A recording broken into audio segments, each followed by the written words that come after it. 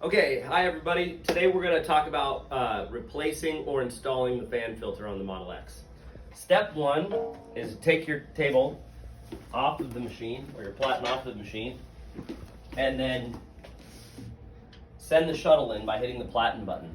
What this will do is it'll bring the platen shuttle all the way into the machine, and then we can open up the lid to our machine.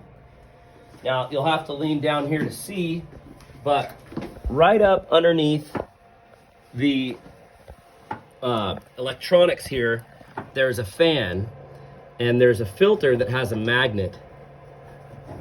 And you'll see this filter is protecting the electronics from any ink overspray. So you can buy new filters on our site, and they simply just pop back in. And then when you put this back in, you want the magnet closest to you, and you'll look underneath. There are two bracket holders that the filter will slide into, and then the magnet will hold the filter up. It's as simple as that.